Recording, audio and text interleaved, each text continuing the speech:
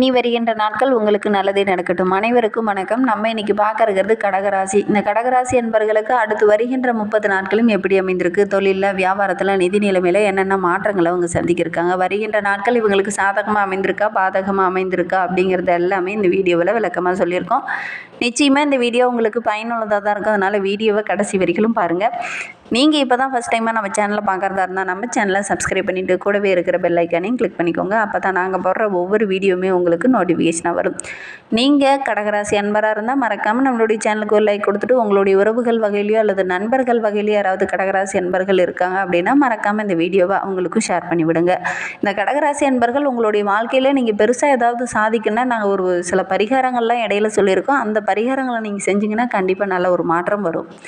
இந்த கடகராசி அன்பர்கள் பொது வாழ்வில் நல்ல ஒரு பேர் புகழ் இதெல்லாம் கிடைக்கணும் அப்படிங்கிறதுக்காக கடுமையாக உழைக்கக்கூடியவங்க. இவங்களுக்கு வருகின்ற விசுவாச வருடம் தமிழ் புத்தாண்டு சித்திரை மாதம் கிரகநிலை எப்படி அமைந்திருக்கு அப்படிங்கிறத பார்க்கலாம். இந்த மாத கிரகநிலையை வைத்து ஆராய்ந்து பார்க்கும்போது மாத தொடக்கத்திலே உங்களுடைய ராசியில் செவ்வாய் நீச்சம் பெற்று செஞ்சிருக்கிறார்.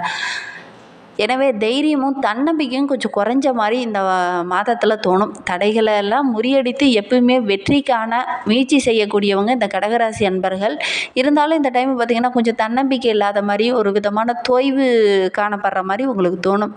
அஷ்டமத்து சனியோட ஆதிக்கம் இருப்பதனால திட்டமிட்டு எதையுமே செய்வீங்க. ஆனால் அதை கரெக்டான டைமில் செய்து முடிக்காமல் சின்ன சின்ன தடைகள் பிரச்சனைகளை சந்திச்சிட்டு இருப்பீங்க. திடீர்னு சின்ன சின்ன மாற்றங்கள் வரும், மனக்குழப்பத்தை ஏற்படுத்தும். அதனால் இந்த காலகட்டத்தில் கொஞ்சம் நிதானமாக இருக்கிறது நல்லது. அவசரப்பட்டீங்க அப்படின்னா அது பிரச்சனையாக முடியக்கூடிய சூழ்நிலை இருக்குது. குறிப்பாக உங்களுடைய பிள்ளைகள் விஷயத்தில் கூட கொஞ்சம் கவனமாக இருங்க. உங்களுடைய மேற்பார்வையிலேயே வச்சுக்கிறதுக்கு பாருங்கள். அதே மாதிரி புதிய வழக்குகள் ஏதாவது பிரச்சனைகள் இருக்கிறதுக்கான ஒரு சூழ்நிலையெல்லாம் இருக்குது. கொஞ்சம் கவனமாக இருங்க. வீண் பழி சொல் உங்களை தேடி வரும். கவனமாக இருக்கிறது நல்லது. ஏன்னா உங்களுடைய தசாபதி சிறப்பாக இருந்தது அப்படின்னா அது நல்லா தான் இருக்கும். ஆனால் இது நாங்கள் பொதுவான விஷயங்களை சொல்லிகிட்டு இருக்கோம். இந்த கடகராசி அன்பர்களுக்கு இந்த டைம் பார்த்தீங்க அப்படின்னா உங்களுடைய தசா புத்தி தெய்வ வழிபாடு இதெல்லாம் இருந்தது அப்படின்னா நல்லது நடக்கும். இல்லை அப்படின்னா சின்ன சின்ன வீண் பழி சொல் வருவதற்கான சூழ்நிலை அமைந்துடும். சித்திரை 1ஆம் தேதி முதல் 27ஆம் தேதி வரை குரு சுக்கிர பரிவர்த்தனை இருக்குது. உங்களுடைய ராசிக்கு பாக்கிய அதிபதி இந்த டைமு குரு பரிவர்த்தனை யோகம் பெறதுனால லாபஸ்தானத்தில் சஞ்சரிப்பது ரொம்ப யோகம்தான். நினைத்தது நடக்கும். நிகழ்கால தேவைகளை இந்த காலகட்டத்தில் பூர்த்தி செய்வீங்க. அது பணத்துக்காக ஜாமீன் போட்டிருக்கீங்க, நான் தான் பொறுப்பு அப்படின்னு சொல்லி யாருக்காவது வாங்கி கொடுத்துருக்கீங்க அப்படின்னா அதெல்லாம் இந்த டைமு வசூல் செஞ்சு அவங்கக்கிட்ட ஒப்படைச்சிருவீங்க. அந்த முக்கிய பொறுப்பெல்லாம் இந்த டைமு நிறைவேற்றுவீங்க. அதனால் மற்றவங்க மத்தியில் பார்த்திங்கன்னா நல்ல ஒரு பொறுப்புள்ள நபராக இந்த கடகராசி அன்பர்கள் வலம் வர போகிறீங்க. இல்லத்தில் ஒரு நல்ல சம்பவம் இந்த காலகட்டத்தில் நடக்கும் அப்படின்னே சொல்லலாம். ஒரு சுப நிகழ்ச்சியும் நடக்கக்கூடிய யோகம் இருக்குது. முயற்சி பண்ணுங்கள், கைகூடி வரும். தந்தை வழி உறவுகளால் நல்ல ஒரு ஆதாயம் கிடைக்கும். பொது வாழ்வில் இருக்கிறவங்களுக்கு எதிர்பார்த்த அந்த பதவி உயர்வு, ஊதிய உயர்வு இதெல்லாம் கிடைக்கக்கூடிய யோகம் இருக்குது. சித்திரை 13ஆம் தேதிக்கு அப்புறம் பார்த்திங்கன்னா கும்பராசியில் ராகுவும் சிம்ம ராசியில் கேதுவும் சஞ்சரிக்க போகிறாங்க. உங்களுடைய ராசிக்கு அஷ்டமத்தில் சஞ்சரிக்கும் சனியோடு ராகு சேரும்போது மிக கவனமாக இருக்கணும். கடுமையான நேரம் கூட அது. ஏன்னா இந்த காலகட்டத்தில் சோதனை காலத்தில் எதையுமே துணிந்து செய்ய முடியாது. சின்ன சின்ன மனப்போராட்டம், பணப்பிரச்சனை, குழப்பம், பயம் இதெல்லாம் வரக்கூடிய சூழ்நிலை இருக்குது. இதெல்லாம் கொஞ்சம் அதிகமாக இருக்கிற மாதிரி உங்களுக்கே தோணும். கேது பகவான் 2ல் சஞ்சரிக்கும் போது எதிர்காலத்தை பற்றி ஒரு விதமான பயம், அச்சம் இதெல்லாம் வரக்கூடிய சூழ்நிலை இருக்குது. இல்லத்தில் நடக்க வேண்டிய ஒரு சுபகாரியம் தள்ளி போகும். கொடுத்த வாக்கை காப்பாற்ற முடியாத ஒரு சூழ்நிலையும் இந்த காலகட்டத்தில் ஏற்படும். கூடுதலாக முயற்சி செய்தாலும் கூட அலைச்சல் தான் அதிகமாக இருக்கும். ஆதாயம் கிடைக்காம போகக்கூடிய சூழ்நிலை இருக்குது. ஒரு சிலர்லாம் வீடு கட்டலாம் அப்படின்னு நினச்சிருப்பீங்க. அதிலெல்லாம் கூட சின்ன சின்ன பிரச்சனைகள் வரக்கூடிய சூழ்நிலை இருக்குது. கட்டிய வீட்டில் கூட சின்ன சின்ன பிரச்சனைகள் வரக்கூடிய ஒரு சூழ்நிலையும் இருக்குது. கவனமாக இருக்கிறது நல்லது. இந்த காலகட்டத்தில் சர்வ கிரகங்களுக்குரிய சிறப்பு வழிபாடுகளை நீங்கள் செய்துட்டு வர்றது ரொம்பவும் நல்லது. கடகராசி என்பவர்களே, சர்வ கிரகங்களுக்குரிய சிறப்பு வழிபாடை நீங்கள் செய்யணும். அப்படி செஞ்சீங்க அப்படின்னா உங்களுடைய வாழ்க்கை இன்னும் சிறப்பாக இருக்கும். நம்பிக்கையோடு செய்யணும். இந்த சித்திரை 17ஆம் தேதிக்கு அப்புறம் பார்த்தீங்கன்னா மேச ராசியில் புதன் வருகிறார். அங்குள்ள சூரியனோடு இணைந்து புத ஆதித்ய யோகம் உருவாக இருக்குது. நம்மளுடைய கடக ராசிக்கு பார்த்திங்கன்னா சகாய விரயாதிபதி புதன் என்பதனால சுப விரயங்கள் கொஞ்சம் அதிகமாகும். திட்டமிட்ட காரியங்கள் எல்லாம் திட்டமிட்டபடி நடக்கும். பயணங்கள் எல்லாமே உங்களுக்கு நல்ல ஒரு ஆதாயத்தை பெற்றுத்தரும். வெளிநாட்டு பயணங்கள் குறிப்பாக நல்ல ஒரு மகிழ்ச்சி தர மாதிரி ஒரு நல்ல சம்பவம் உங்களுக்கு அமையும். சித்திரை 28ஆம் தேதிக்கு அப்புறம் பார்த்திங்கன்னா மிதுன ராசியில் குரு வருகிறார். இந்த குரு பயிற்சி விளைவாக பார்த்திங்கன்னா பார்வை பதியும் இடங்கள்லாம் புனிதமடையும் அப்படின்னு சொல்லுவாங்க. இந்த குருவோடைய பார்வை உங்களுடைய ராசியை பார்க்கறதுனால இடம், பூமி, வண்டி வாகனம் வாங்குவதற்கான யோகம் இருக்குது. எதிர்காலத்தில் நல்ல ஒரு முன்னேற்றம் வரும் அப்படின்னே சொல்லலாம். எடுக்கிற ஒவ்வொரு முயற்சியுமே உங்களுக்கு சாதகமாக அமையும். இழப்புகளை ஓரளவுக்கு உங்களால் ஈடு செய்ய முடியும். புதிய வாய்ப்புகள் வரும்.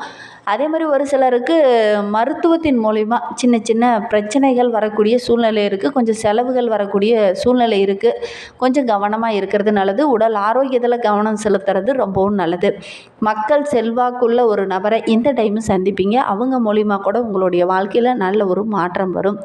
அதே மாதிரி திருமண வயதில் இருக்கிறவங்களுக்கு நல்ல ஒரு வரன் அமையக்கூடிய யோகம் இருக்குது. முயற்சி பண்ணுங்கள். முயற்சி பண்ணிங்கன்னா நல்ல ஒரு தகவல் வரும். அது உங்களுடைய மனதை ரொம்ப மகிழ்விக்கும்.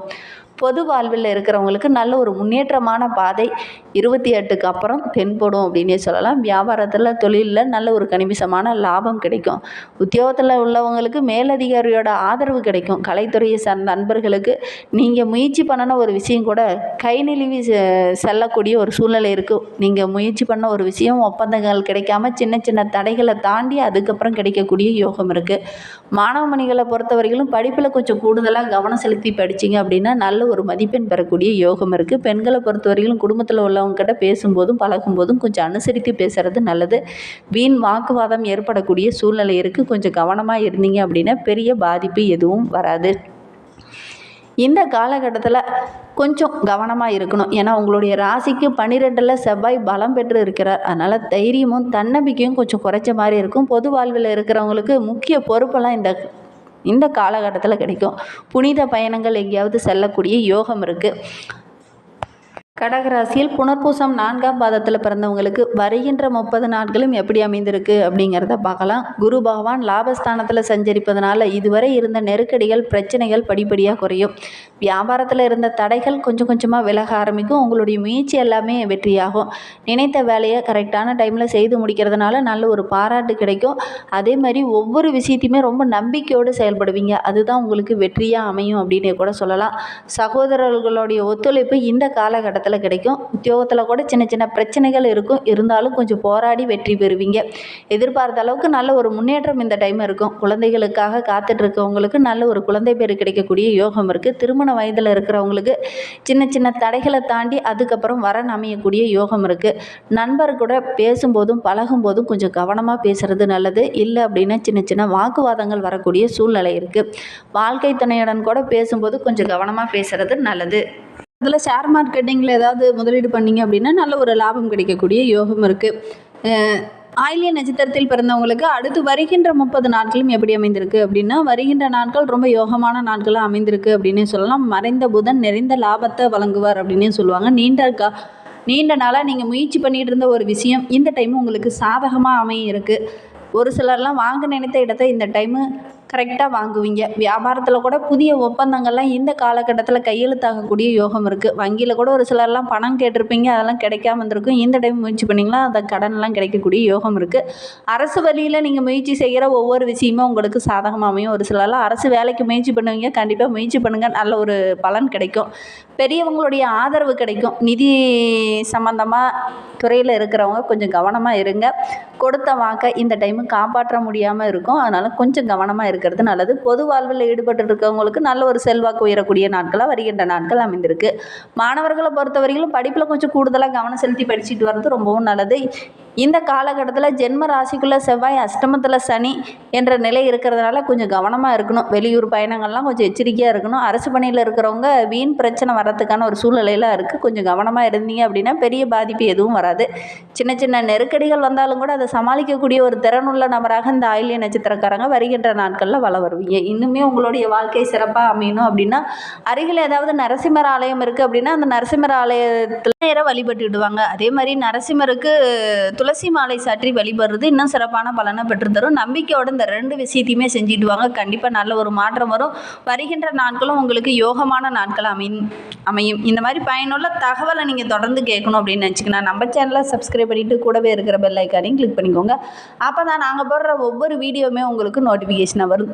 நீங்கள் கடகராசி அன்பராக இருந்தால் மறக்காமல் நம்மளுடைய சேனலுக்கு ஒரு லைக் கொடுத்துட்டு உங்களுடைய உறவுகள் வகையிலையோ அல்லது நண்பர்கள் வகையிலையோ யாராவது கடகராசி அன்பர்கள் இருக்காங்க அப்படின்னா மறக்காமல் இந்த வீடியோவை அவங்களுக்கும் ஷேர் பண்ணிவிடுங்க. கடகராசியில் நீங்கள் எந்த நட்சத்திரத்தில் பிறந்தீங்க அப்படிங்கிறத மறக்காமல் எங்களுடைய கமெண்ட் பாக்ஸில் தெரிவிங்க. தேங்க்யூ.